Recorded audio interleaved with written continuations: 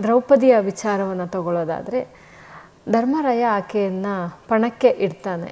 ಶಕುನಿ ದ್ರೌಪದಿಯನ್ನು ಮಾತ್ರ ಹೆಸರಿಸ್ತಾನೆ.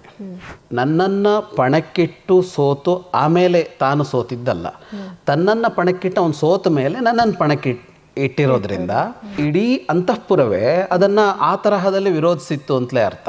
ಎಷ್ಟು ಇದಾಗಿ ಮಾತಾಡ್ತಾಳೆ ಅವಳು ಅಂತ ಅಂದರೆ, ನನ್ನ ಮಗನನ್ನು ಈ ಭೂಮಂಡಲಕ್ಕೆ ಚಕ್ರವರ್ತಿ ಮಾಡಿಯೇ ಮಾಡ್ತೀನಿ.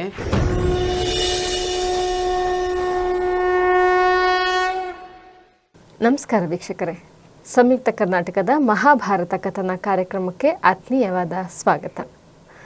ನಮ್ಮ ಇಂದಿನ ಮಹಾಭಾರತ ಕಥನ ಕಾರ್ಯಕ್ರಮದಲ್ಲಿ ನಮ್ಮೊಂದಿಗಿದ್ದರೆ ಖ್ಯಾತ ವಿದ್ವಾಂಸರು, ಲೇಖಕರು, ಪ್ರವಚನಕಾರರು ಆಗಿರುವಂತಹ ಜಗದೀಶ್ ಶರ್ಮಾ ಸಂಪ ಅವರು. ಸರ್, ಕಾರ್ಯಕ್ರಮಕ್ಕೆ ಆತ್ಮೀಯವಾದ ಸ್ವಾಗತ. ನಮಸ್ತೆ ಸರ್. ಇವಾಗ ದ್ರೌಪದಿಯ ವಿಚಾರವನ್ನು ತಗೊಳ್ಳೋದಾದರೆ ಧರ್ಮರಾಯ ಆಕೆಯನ್ನು ಪಣಕ್ಕೆ ಇಡ್ತಾನೆ. ಸೊ ಮೊದಲು ಆಕೆ ನಾನು ಡೈರೆಕ್ಟಾಗಿ ಕರೆದೆ, ಒಬ್ಬ ಸೈನಿಕ ಬಂದು ಕರೆ ಹೇಳಿದಾಗ ಅವಳು ಪಣಕ್ಕೆ ಅವನು ಸೋತು ಇಟ್ನ ಅಥವಾ ನನ್ನ ಫಸ್ಟು ಪಣಕ್ಕಿಟ್ನ, ಹೀಗೇನೋ ಸಂಭಾಷಣೆ ನಡೆಯುತ್ತೆ. ಅದಾದಮೇಲೆ ಅವಳು ಅಲ್ಲಿಗೆ ಬಂದ ಮೇಲೆ ಅವಳು ಕೇಳುವ ಪ್ರಶ್ನೆಗಳೇನೇನು, ಅವಳ ಭಾವನೆ ಹೇಗಿತ್ತು? ಯುಧಿಷ್ಠಿರ ಅವಳನ್ನು ಪಣ ಇಡೋದಕ್ಕೆ ಹೋಗೋದಿಲ್ಲ. ವಾಸ್ತವವಾಗಿ ಅವನು ಒಂದೊಂದೇ ಕೋಶಗಳನ್ನು ಸೋಲ್ತಾನೆ, ಆಮೇಲೆ ರಾಜ್ಯವನ್ನು ಸೋಲ್ತಾನೆ. ಅದಾದಮೇಲೆ ಸಹದೇವ, ನಕುಲ, ಅರ್ಜುನ, ಭೀಮ ಇಷ್ಟಾಗಿ ತನ್ನನ್ನು ಪಣಕ್ಕಿಟ್ಕೋತಾನೆ. ಆಗ ನಂದೆಲ್ಲ ಮುಗೀತು ಅಂತಲೇ ಯುಧಿಷ್ಠಿರ ಹೇಳ್ತಾನೆ, ಎಲ್ಲ ಸೋತೆ ನಾನು ಅಂತ. ಆಗ ಶಕುನಿ ಹೇಳ್ತಾನೆ, ನೀ ಎಲ್ಲ ಸೋತಿಲ್ಲ, ದ್ರೌಪದಿ ಇದ್ದಾಳೆ ಅಂತ. ಅಂದರೆ ಅಲ್ಲಿ ಈ ಇಡೀ ಘಟನೆ ಇದೆಯಲ್ಲ, ಇದೊಂದು ಹಿಡನ್ ಅಜೆಂಡಾ ಥರ ಕಾಣಿಸುತ್ತೆ. ಅದು ಈಗ ಪಾಂಡವರಿಗೆ ಈಗ ದ್ರೌಪದಿ ಒಬ್ಬಳೇ ಏನಲ್ಲ. ಈಗ ಅರ್ಜುನನಿಗೆ ಸುಭದ್ರೆ ಪತ್ನಿ ಇದ್ದಾಳೆ, ಉಲೂಪಿ ಇದ್ದಾಳೆ, ಅಥವಾ ಚಿತ್ರಾಂಗದ ಇದ್ದಾಳೆ, ಭೀಮನಿಗೆ ಹಿಡಿಂಬೆ ಪತ್ನಿ ಇದ್ದಾಳೆ, ಮತ್ತು ಇವರೆಲ್ಲರಿಗೂ ಇನ್ನೊಬ್ಬೊಬ್ಬ ಪತ್ನಿ ಇದ್ದರು. ದ್ರೌಪದಿ ಮಾತ್ರ ಅಲ್ಲ, ಯುಧಿಷ್ಠಿರನಿಂದ ಸಹದೇವನವರಿಗೂ ಇನ್ನೊಬ್ಬೊಬ್ಬ ಪತ್ನಿ ಇದ್ದರು. ಆದರೆ ಶಕುನಿ ದ್ರೌಪದಿಯನ್ನು ಮಾತ್ರ ಹೆಸರಿಸ್ತಾನೆ, ದ್ರೌಪದಿಯನ್ನು ಮಾತ್ರ. ಅದರ ಅರ್ಥ ಏನು ಅಂದರೆ, ಅವರು ಅದನ್ನು ಮಹಾಭಾರತ ಉಲ್ಲೇಖಿಸೋದಿಲ್ಲ. ಆದರೆ ಅದನ್ನು ನೋಡಿದರೆ ಅವರಿಗೆ ದ್ರೌಪದಿಯ ಮೇಲೆ ಕಣ್ಣಿತ್ತು ಅನ್ನೋದು, ಮತ್ತು ದ್ರೌಪದಿಯನ್ನು ಅವಮಾನಿಸಬೇಕು ಅಂತ ಇತ್ತು ಅನ್ನೋದು ಕಾಣಿಸುತ್ತೆ. ಹಾಗೆ ಹೇಳಿದಾಗ ಯುಧಿಷ್ಠಿರ ಅವಳನ್ನು ಪಣಕ್ಕಿಡ್ತಾನೆ. ಪಣಕ್ಕಿಟ್ಟು ಸೋಲ್ತಾನೆ. ಸೋತ ಮೇಲೆ ಪ್ರತಿಹಾರಿಯನ್ನು ಕಳಿಸ್ತಾರೆ ಅಲ್ಲಿಗೆ, ಅವಳನ್ನು ಕರ್ಕೊಂಬ ಅಂತ ಅನ್ನೋದು ಕರ್ಣನ ಪ್ರೇರಣೆ ಆಗಿರುತ್ತೆ. ಅದಂದರೆ ಈಗ ಅವಳು ದಾಸಿಯಾದ್ಲು ಅಂತ. ಈಗ ಇವರೆಲ್ಲ ದುರ್ಯೋಧನನ ದಾಸರು ಅಂತ ಸೋತ ಮೇಲೆ ಈಗ ಅವಳು ಕೂಡ ದಾಸಿಯಾದ್ಲು ಅಂತ. ಅಂದರೆ ಅಲ್ಲೆಲ್ಲೋ ಒಂದು ಟೆಕ್ನಿಕಲಿ ಆಟ ಆಡಿದ್ದಾರೆ ಅಂತ ಅನಿಸುತ್ತೆ ಅವರು. ಅಂದರೆ ಹೇಗೆ ಅಂದರೆ, ಈಗ ಇವರೆಲ್ಲ ದಾಸರಾದರು ಸೋತ ಮೇಲೆ, ಅಂದರೆ ಅವ್ರು ಹೇಳ್ದಂಗೆ ಕೇಳ್ಕೊಂಡಿರಬೇಕು ಇವರು ಅಂತ. ಬರೋ ಪ್ರಶ್ನೆ ಏನು ಅಂದರೆ, ಈಗ ಇವರು ದಾಸರ ಆದರೆ ಇವ್ರ ಹೆಂಡತಿಯರ ದಾಸರಾಗಬೇಕು ಅಂತ ಇಲ್ಲ, ಅವರು ಸ್ವತಂತ್ರವಾಗೇ ಇರ್ತಾರಲ್ಲ. ಈಗ ದ್ರೌಪದಿಯನ್ನು ಹಾಗೆ ಅವಮಾನಿಸಬೇಕಾಗಿದೆ ಅವರಿಗೆ ಅನ್ನೋದು ಗೊತ್ತಾಗುತ್ತೆ. ಹಾಗಾಗಿ ದ್ರೌಪದಿಯನ್ನು ಹಾಗೆ ಮಾಡಿದ್ರಿಂದಾಗಿ ಈಗ ಅವಮಾನಿಸಬೇಕಿದೆ ಅವರಿಗೆ. ದ್ರೌಪದಿಯನ್ನು ಕರೆಸೋದಕ್ಕೆ ಕಳಿಸ್ತಾರೆ. ಅವಳು ಒಪ್ಪೋದಿಲ್ಲ ಅಂದರೆ ಅಲ್ಲೂ ಪ್ರಶ್ನೆ ಕೇಳ್ತಾಳೆ ಅವಳು. ಮತ್ತು ಅವಳು ಆಗ ರಜಸ್ವಲೆ ಆಗಿರ್ತಾಳೆ. ಆಗ ಹೇಗಿತ್ತು ಅಂದರೆ, ವಸ್ತ್ರಗಳಲ್ಲಿ ಹೇಗೆ ಅಂದರೆ 2 ಬಟ್ಟೆಗಳನ್ನು ಉಡ್ತಾಯಿದ್ರು ಸ್ತ್ರೀಯರು. ಈಗ ಪುರುಷರಲ್ಲಿ ನಮ್ಮ ಸಾಂಪ್ರದಾಯಿಕ ಉಡುಗೆಯಲ್ಲಿ ಒಂದು ಪಂಚೆ ಉಟ್ಟು ಮೇಲ್ಗಡೆ ಒಂದು ಶಲ್ಯ ಹಾಕೋದು ಅಂತ ಇದೆಯಲ್ಲ, ಆ ಥರದ ವಸ್ತ್ರದ ಕ್ರಮಗಳಿತ್ತು, 2 ಬಟ್ಟೆ ಅಂತ. ಆ ಹೊತ್ತಲ್ಲಿ ಅವಳು ಒಂದೇ ಬಟ್ಟೆ ಧರಿಸ್ತಾ ಇದ್ರು ಆ 3-4 ದಿನಗಳ ಕಾಲ. ಹಾಗೆ ಅವಳು ಹೇಳ್ತಾಳೆ, ನಾನು ಏಕವಸ್ತ್ರಧಾರಿಣಿಯಾಗಿದ್ದೀನಿ, ನಾನು ಬರಲ್ಲ ಸಭೆಗೆ ಅಂತ. ಅವನು ಹಿಂದಿರುಗಿ ಬಂದ ಮೇಲೆ ದುಶ್ಯಾಸನನ್ನು ಕಳಿಸ್ತಾರೆ. ದುಶ್ಯಾಸನ ಹೋಗ್ತಾನೆ. ದುಶ್ಯಾಸನ ಅಕ್ಷರಶಃ ಹಿಡಿದು ಎಳ್ಕೊಂಡು ಬರ್ತಾನೆ ಅವಳನ್ನು. ಎಳ್ಕೊಂಡು ಬಂದಾಗ ಇಲ್ಲಿ ಸಭೆ ಒಂದು ತರಹದಲ್ಲಿ ವಿಚಿತ್ರವಾದ ಸ್ಥಿತಿಯಲ್ಲಿರುತ್ತೆ. ಅಂದರೆ ಪ್ರಶ್ನಿಸಬೇಕಾದವರು ಪ್ರಶ್ನಿಸದೆ ಕೂತ್ಕೊಂಡಿರ್ತಾರೆ, ಅದನ್ನು ನೋಡ್ತಾ ಕೂತ್ಕೊಳ್ತಾರೆ.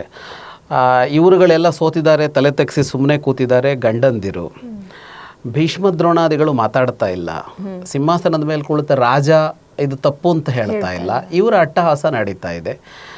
ಆಗ ಅವಳು ಕೇಳೋ ಪ್ರಶ್ನೆ ಸಭೆಗೆ ಕೇಳ್ತಾಳೆ, ಎಲ್ಲರಿಗೂ ಕೇಳ್ತಾಳೆ ಅವಳು. ಏನಂದರೆ, ಯುಧಿಷ್ಠಿರ ನನ್ನನ್ನು ಪಣಕ್ಕಿಟ್ಟು ಸೋತು ಆಮೇಲೆ ತಾನು ಸೋತಿದ್ದಲ್ಲ, ತನ್ನನ್ನು ಪಣಕ್ಕಿಟ್ಟು ಅವನು ಸೋತ ಮೇಲೆ ನನ್ನನ್ನು ಇಟ್ಟಿರೋದ್ರಿಂದ ಆ ಅಧಿಕಾರ ಅವನಿಗಿದೆಯಾ ಅಂತ ಪ್ರಶ್ನೆ ಮಾಡ್ತಾಳೆ ಅವಳು. ಅಂದರೆ ಅವನೇ ಸೋತ ಮೇಲೆ ಅವನಿಗೆ ಯಾವುದರ ಮೇಲೂ ಹಕ್ಕಿಲ್ಲ ಅಂತ ಅರ್ಥ. ಅವನು ದಾಸನಾಗಿ ಆಯಿತು ಅಂತ ಅಂದರೆ ಯಾವುದರ ಸ್ವಾಮಿತ್ವ ಅವನಿಗಿಲ್ಲ, ಅವನು ಯಾವುದನ್ನು ಅವನು ಅದನ್ನು ಮಾಡೋದಕ್ಕಾಗೋದಿಲ್ಲ. ಹಾಗಾಗಿ ನನ್ನನ್ನು ಪಣಕ್ಕಿಡೋದಕ್ಕೆ ಅವನಿಗೆ ಆಗ ಯಾವ ಅರ್ಹತೆಯೂ ಇಲ್ಲ ಅನ್ನುವ ಪ್ರಶ್ನೆ ದ್ರೌಪದಿಯದ್ದು.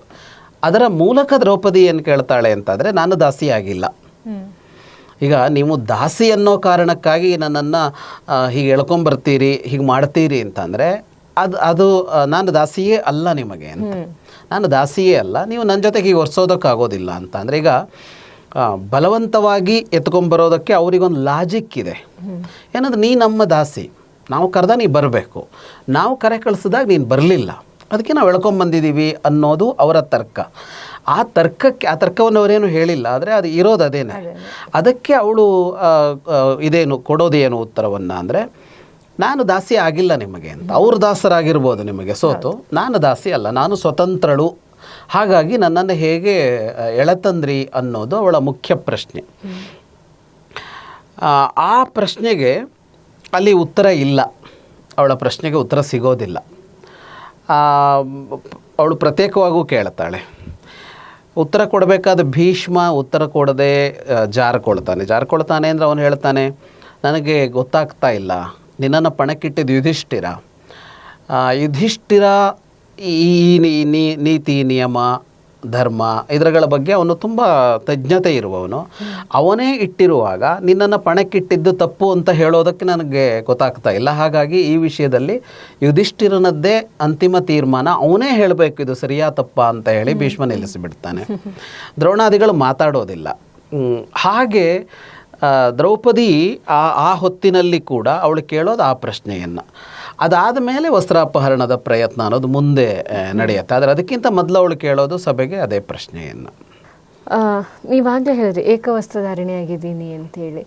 ಆ ಸಂದರ್ಭದಲ್ಲಿ ಅವರು ಸಪ್ರೇಟಾಗೇ ಇರ್ತಾ ಇದ್ರಲ್ವಾ? ಸೊ ಅವಾಗ ಅವ್ರನ್ನ ಮುಟ್ಟೋದಾಗ್ಲಿ ಇದಾಗಲಿ ಇರ್ತಾ ಇರಲಿಲ್ಲ ಅಲ್ಲ? ಇಲ್ಲ, ಆ ಕಾಲದಲ್ಲಿ ಹಾಗೆ ಮುಟ್ಟೋದು ಎಲ್ಲ ಇರ್ತಾ ಇರಲಿಲ್ಲ. ಆದರೆ ಅದನ್ನೆಲ್ಲ ಮೀರಿ ವರ್ತಿಸಿದ್ದಾರೆ ಅವರು. ಅಂದರೆ ಎಷ್ಟು ಉಚ್ಛೃಂಖಲವಾಗಿ ವರ್ತಿಸಿದ್ದಾರೆ ಅಂತ ಅಂದರೆ, ಆ ಸಮಯದಲ್ಲಿ ಅಂತಲ್ಲ, ಅಲ್ಲದೇ ಇದ್ರೂ ಅವಳನ್ನು ಮುಟ್ಟುವ ಇದಿಲ್ವಲ್ಲ. ಮತ್ತೆ ಹೋಗಿ ಎಳ್ಕೊಂಬಂದಿದ್ದು ಎಲ್ಲಿಂದ ಅಂದರೆ ರಾಣಿವಾಸದಿಂದ, ಅಂತಃಪುರದಿಂದ. ಅವಳನ್ನು ಎಳ್ಕೊಂಬರುವಾಗ ಅಲ್ಲಿ ಪರಿಸ್ಥಿತಿಯನ್ನು ವ್ಯಾಸರು ವರ್ಣಿಸ್ತಾರೆ ಮಹಾಭಾರತದಲ್ಲಿ. ಕುರುಸ್ತ್ರೀಯರೆಲ್ಲ ಅಳ್ತಾ ಇದ್ರು ಅಂತ. ಕುರುಸ್ತ್ರೀಯರು ಅಂದ್ರೆ ಯಾರು ಅಂದರೆ ಇವರೆಲ್ಲರ ಹೆಂಡತಿಯರು, ಈ 100 ಜನರ ಹೆಂಡತಿಯರು, ಇವ್ರುಗಳು ಅಳ್ತಾ ಇದ್ರು ಹೀಗಾಗ್ತಾ ಇದೆಯಲ್ಲ ಅಂತ. ಅಂದರೆ ಇಡೀ ಅಂತಃಪುರವೇ ಅದನ್ನು ಆ ತರಹದಲ್ಲಿ ವಿರೋಧಿಸಿತ್ತು ಅಂತಲೇ ಅರ್ಥ. ಅಂದರೆ ಮತ್ತೊಂದು ಥರದಲ್ಲಿ ಪ್ರತಿಭಟನೆ ಮಾಡುವ ಸಾಧ್ಯತೆಗಳು ಇರಲಿಲ್ಲ. ಹಾಗಾಗಿ ಅವಳು ಪ್ರತ್ಯೇಕವಾಗೇ ಇದ್ಲು. ಅವಳು ಇದ್ದಲ್ಲಿಗೆ ಹೋಗಿ ಎಳ್ಕೊಂಬಂದಿದ್ದು, ಅವಳು ಹೇಳಿದ ಮೇಲೆ ಎಳ್ಕೊಂಬಂದಿದ್ದು. ಅಂದರೆ ಅದರ ಅರ್ಥ ಅವರು ಅವಮಾನಿಸಬೇಕು ಅಂತಲೇ ಆ ಇಡೀ ದ್ಯೂತ ಏನಿದೆ ಅದರಲ್ಲಿ 2 ಅಂಶ. ಒಂದು, ಅವರ ರಾಜ್ಯ ಕಿತ್ಕೋಬೇಕು ಅನ್ನೋದು ಒಂದಾದರೆ, ಎರಡನೆಯದ್ದು ಅವರನ್ನು ಅವಮಾನಿಸಬೇಕು ಅನ್ನುವ ಒಂದು ಅಂಶ ಅಲ್ಲಿ ಬಹಳ ಮುಖ್ಯವಾಗಿ ಕಾಣಿಸ್ಕೊಳ್ಳುತ್ತೆ. ಅಂದರೆ ಇವರನ್ನು ಮೀರಿ ಬೆಳೆದ್ರಲ್ಲ ಅವರು, ಆ ಅಸೂಯೆ ಕೆಲಸ ಮಾಡ್ತಾ ಇದೆ. ಅಸೂಯೆ ಅನ್ನೋದು ಹುಟ್ಟೋದೇ ನನಗಿಂತ ಅವನು ದೊಡ್ಡವನಾದ ಅಂತ. ಆಗ ಅವನು ನನಗಿಂತ ದೊಡ್ಡವನಲ್ಲ ಅಂತ ದೃಢಪಡಿಸೋಕೆ ಹೊರಡ್ತಾನೆ ಮನುಷ್ಯ ಅಸೂಯೆ ಬಂದಾಗ. ಇಲ್ಲಿ ದುರ್ಯೋಧನಾದಿಗಳು ಹೊರಟಿದ್ದು ಅದಕ್ಕೇನೆ, ಏನೂ ಅಲ್ಲ ಅವ್ರು ನಮ್ಮ ಮುಂದೆ, ನಾವು ಹೇಳದಂಗೆ ಕುಣ್ಕೊಂಡಿರಬೇಕಾದವರು ಅಂತ ಮಾಡೋದಕ್ಕೆ ಹೊರಟಿದ್ದರಿಂದಾಗಿ ಅವರು ಯಾವ ನೀತಿ ನಿಯಮಗಳನ್ನು ಉಳಿಸ್ಕೊಳ್ಳಿಲ್ಲ. ಸೊ ಅಂದರೆ ನಮಗೆ ಇಲ್ಲಿ ಅರ್ಥ ಆಗೋದು ಒಂದು ಅಂದರೆ, ಆಗಿನ ಕಾಲದಲ್ಲೂ ಹೆಣ್ಣಿಗೆ ಅವಳದೇ ಆದ ಒಂದು ಧ್ವನಿ ಇತ್ತು ಅನ್ನುವಂಥದ್ದು. ಯಾಕೆಂದರೆ ಅವಳು ಯಾರೇ ಹೊಸಬ್ರು ಬರಲಿ ಏನೇ ಇರಲಿ ಬಾಗಿಲು ಹಿಂದೆ ನಿಂತು ಮಾತಾಡಬೇಕು, ಬೇರೆ ಗಂಡಸರ ಮುಖವನ್ನು ನೋಡಬಾರ್ದು, ಈ ಥರದ ವಿಚಾರಗಳನ್ನು ಕೇಳಿದ್ವಿ.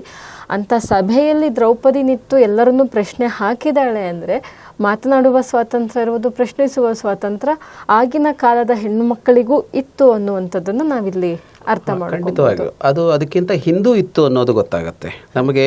ದುಷ್ಯಂತ ಶಕುಂತಲೆಯರ ಕಥೆ ಪ್ರಸಿದ್ಧವಾಗಿ ಕೇಳಿದೀವಲ್ಲ. ಈ ದುಷ್ಯಂತ ಶಕುಂತಲೆಯರ ಕಥೆ 2 ಥರ, ಒಂದು ಭಾಗವತದಲ್ಲಿ ಒಂಥರ ಬಂದಿದೆ, ಮಹಾಭಾರತದಲ್ಲಿ ಒಂಥರ ಬಂದಿದೆ. ನಮಗೆ ದುಷ್ಯಂತ ಶಕುಂತಲೆಯರ ಕಥೆ ಪರಿಚಯ ಆಗಿರೋದು ಕಾಳಿದಾಸನ ಅಭಿಜ್ಞಾನ ಶಾಕುಂತಲದಿಂದ. ಅವನು ಭಾಗವತದ ಕಥೆಯನ್ನು ಅನುಸರಿಸಿದ್ದಾನೆ. ಅದರ ಪ್ರಕಾರ ಏನಾಗತ್ತೆ ಅಂತ ಅಂದರೆ, ಅಲ್ಲಿ ಕಥೆಯಲ್ಲಿ ದುಷ್ಯಂತ ಕಾಡಿಗೆ ಹೋಗ್ತಾನೆ, ಶಕುಂತಲೆಯನ್ನು ಗಾಂಧರ್ವವಿಧಿಯಿಂದ ವಿವಾಹ ಆಗ್ತಾನೆ, ರಾಜ್ಯಕ್ಕೆ ಕರೆಸ್ಕೊಳ್ತೀನಿ ಅಂತ ಮಾತು ಕೊಟ್ಟು ಬಂದವನು ಬರೋದೇ ಇಲ್ಲ. ಆಮೇಲೆ ಅವಳಿಗೆ ಮಗು ಅವಳು ಬರ್ತಾಳೆ, ಬಂದಾಗ ಅವನು ನಿರಾಕರಿಸ್ತಾನೆ. ನಿರಾಕರಿಸಿದ ಮೇಲೆ ಅವಳು ಹೊರಟೋಗ್ತಾಳೆ. ಅವಳು ಬಂದಾಗ ಅಲ್ಲೇನು ಅವಳದ್ದೇನಿಲ್ಲ ಹೆಚ್ಚು ಮಾತು. ಹೊರಟೋಗ್ತಾಳೆ, ಆಶ್ರಮದಲ್ಲಿ ಸರ್ವದಮನ ಹುಟ್ಟುಕೊಳ್ತಾನೆ. ಭರತ ಅಂತ ನಾವು ಕರಿತೀವಲ್ಲ, ಸರ್ವದಮನ ಹುಟ್ಟುಕೊಳ್ತಾನೆ ಅಂತ ಆ ಕಥೆ ಹೇಳುತ್ತೆ.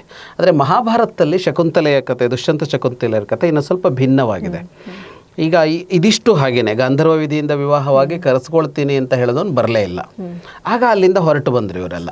ಹೊರಟು ಬಂದು ಶಕುಂತಲೆ ಆಸ್ಥಾನದಲ್ಲಿ ನಿಂತು ದುಷ್ಯಂತನಿಗೆ ಪ್ರಶ್ನೆ ಮಾಡ್ತಾಳೆ. ಅವಳೇ ನಾವು ಅಭಿಜ್ಞಾನ ಶಾಕುಂತಲದಲ್ಲಿ ನೋಡಿರುವ ಶಕುಂತಲೆ ಬಹಳ ಮುಗ್ಧ ಸ್ನಿಗ್ಧ, ಬಹಳ ಸಾಫ್ಟ್ ಆದ ಶಕುಂತಲೆ.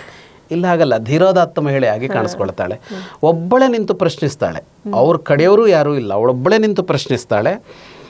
ಅವನು ಹೇಳ್ತಾನೆ ನೀನು ಯಾರೋ ಗೊತ್ತಿಲ್ಲ ಅಂತ. ಅವಳಂದು ವಾದ ಮಾಡ್ತಾಳೆ. ಒಂದು ಹಂತದಲ್ಲಿ ಮಾತಾಡ್ದ ದುಷ್ಯಂತ ಏನು ಹೇಳ್ತಾನೆ ಅಂತ ಅಂದರೆ, ನೀನು ಯಾರೋ ನಿನ್ನ ಮಗನನ್ನು ರಾಜನನ್ನಾಗಿಸಬೇಕು ಅನ್ನೋ ಕಾರಣಕ್ಕಾಗಿ ಇಲ್ಲದ ಸಂಬಂಧವನ್ನು ಇಲ್ಲಿ ಹೇಳೋದಕ್ಕೆ ಬಂದಿದೆಯಾ ಅಂತ ಅವನು ಹೇಳ್ತಾನೆ. ಆಗ ಎಷ್ಟು ಇದಾಗಿ ಮಾತಾಡ್ತಾಳೆ ಅವಳು ಅಂತ ಅಂದರೆ, ನನ್ನ ಮಗನನ್ನು ಈ ಭೂಮಂಡಲಕ್ಕೆ ಚಕ್ರವರ್ತಿ ಮಾಡಿಯೇ ಮಾಡ್ತೀನಿ, ಅದಕ್ಕೆ ನಿನ್ನ ಯಾವ ಸಹಾಯವೂ ಬೇಕಾಗಿಲ್ಲ, ಅವನು ನಿನ್ನ ಮಗ ಆಗಿರಬೇಕು ಅಂತಿಲ್ಲ, ನೀನು ಸಹಕಾರ ಕೊಡಬೇಕು ಅಂತಿಲ್ಲ, ನಾನು ನನ್ನ ಮಗನನ್ನು ಚಕ್ರವರ್ತಿಯನ್ನಾಗಿ ಮಾಡಿಯೇ ಮಾಡ್ತೀನಿ ಅಂತ ಅವಳು ತುಂಬಿದ ಸಭೆಯಲ್ಲಿ ಮಾತಾಡ್ತಾರೆ. ಮಾಡಿ ಅವಳು ವಾಪಸ್ ಹೊರಡ್ತಾಳೆ. ಆಗ ಅಶರೀರವಾಣಿ ಆಗತ್ತೆ. ಅಶರೀರವಾಣಿ ಆದಾಗ ಅವನು ಅವಳನ್ನು ಸ್ವೀಕರಿಸ್ತಾನೆ. ಅವನಿಗೆ ಮರ್ತೋಗಿರೋದಿಲ್ಲ. ಅಲ್ಲಿ ಅಭಿಜ್ಞಾನ ಶಾಕುಂತಲ್ಲಿ ದೂರ್ವಾಸರ ಶಾಪ ಮರ್ತೋಗಿದೆ ಅಂತಿದೆ. ಇಲ್ಲಿ ಮರ್ತೋಗಿರೋದಿಲ್ಲ. ಅವನಿಗೇನಾಗಿರುತ್ತೆ ಅಂದರೆ, ಗಾಂಧರ್ವ ವಿಧಿಯಿಂದ ವಿವಾಹ ಆಗಿ ಬಂದಿರ್ತಾನೆ. ಇಲ್ಲಿ ಬಂದರೆ ಅದಕ್ಕೆ ಆಧಾರ ಸಾಕ್ಷಿಗಳೇನೂ ಇಲ್ಲ. ಇದ್ದಕ್ಕಿದ್ದ ಹಾಗೆ ಇವಳು ನನ್ನ ಪತ್ನಿ, ಇವಳಲ್ಲಿ ಹುಟ್ಟಿದವನು ನನ್ನ ಮಗ ಅಂತ ರಾಜನಾಗಿ ಹೇಳೋದು ಹೇಗೆ ಅನ್ನುವ ಗೊಂದಲದಲ್ಲಿ ಅವನು ಸುಮ್ಮನಾಗ್ಬಿಡ್ತಾನೆ, ಏನು ಮಾಡಬೇಕು ಅಂತ ಗೊತ್ತಾಗದೆ ಅಂತ. ಸಭೆಯಲ್ಲಿ ಅಶರೀರವಾಣಿ ಆದಾಗ ಅದೊಂದು ಆಧಾರ ಆಯ್ತಲ್ಲ, ಸ್ವೀಕರಿಸಿದ ಅಂತ. ಇಲ್ಲಿ ಕಾಣಿಸೋದೇನು ಅಂದರೆ, ಈ ದ್ರೌಪದಿಗಿಂತ ತುಂಬ ಹಳೆಯ ಕಥೆ ಶಕುಂತಲೆಯದು. ಅಂದರೆ ಚಂದ್ರವಂಶದ ಆದಿಯಲ್ಲಿ ಬರೋ ದುಷ್ಯಂತ. ಇವರು ತುಂಬ ಮುಂದುವರೆದ ಮೇಲೆ ಬರೋರು. ಅವತ್ತೇ ಒಬ್ಬ ಹೆಣ್ಣು ತನಗೆ ಅನ್ಯಾಯ ಆಗಿದೆ ಅಂತನ್ನೋದನ್ನು ಬಂದು ಇವನ ಜಾಗದಲ್ಲಿ, ಇವನ ರಾಜ್ಯ, ಇವನ ಆಸ್ಥಾನದಲ್ಲಿ ಬಂದು ಕುಳಿತು ಪ್ರಶ್ನಿಸೋದು, ಮತ್ತು ಆ ಒಂದು ಚಾಲೆಂಜ್ ಹಾಕೋದಿದೆಯಲ್ಲ, ಸವಾಲು ಹಾಕೋದಿದೆಯಲ್ಲ, ನನ್ನ ಮಗನ ನಾನು ಚಕ್ರವರ್ತಿ ಮಾಡ್ತೀನಿ ಅಂತ. ಇವನಾಗ ಚಕ್ರವರ್ತಿ ದುಷ್ಯಂತ. ಆ ಚಕ್ರವರ್ತಿಗೆ ನಾನು ನಿನ್ನನ್ನು ಬದುಕಿ ಸರಿಸಿ ನನ್ನ ಮಗನನ್ನು ಸಿಂಹಾಸನ ಏರಿಸ್ತೀನಿ ಅಂತ ಆ ಛಾತಿ, ಅದೆಲ್ಲ ನೋಡಿದಾಗ ಆ ಥರದ ಇದು ಹೆಣ್ಣಿಗಿತ್ತು ಅನ್ನೋದು ಗೊತ್ತಾಗುತ್ತೆ. ಓಕೆ. ಸೊ ಇದನ್ನು ಇಂದಿಗೂ ಅನ್ವಯಿಸೋದಾದರೆ, ಎಲ್ಲೇ ಅನ್ಯಾಯ ನಡೀತಾ ಇದೆ ಅಥವಾ ನಿಮಗೆ ಏನೋ ಒಂದು ಅನ್ಯಾಯ ಆಗಿದೆ ಅಂದಾಗ ಅದನ್ನು ಪ್ರತಿಭಟಿಸೋದು, ವಿರೋಧಿಸುವ ಸ್ವಾತಂತ್ರ್ಯ ಇಂದಿಗೂ ಕೂಡ ನಮಗೆ ಇದೆ. ನಾವು ಕೂಡ ಶಾಕುಂತಲೆ, ದ್ರೌಪದಿಯಂತಹ ದಿಟ್ಟ ಹೆಣ್ಣು ಮಕ್ಕಳಾಗಬಹುದು ಅನ್ನುವಂಥದ್ದನ್ನು ಒಂದು ತಿಳ್ಕೊಬೋದು ಅನಿಸುತ್ತೆ. ಮುಂದಿನ ಸಂಚಿಕೆಯಲ್ಲಿ ಇನ್ನಷ್ಟು ಹೊಸ ವಿಚಾರದೊಂದಿಗೆ ಮತ್ತೆ ಬರ್ತೇವೆ. ನಮಸ್ಕಾರ.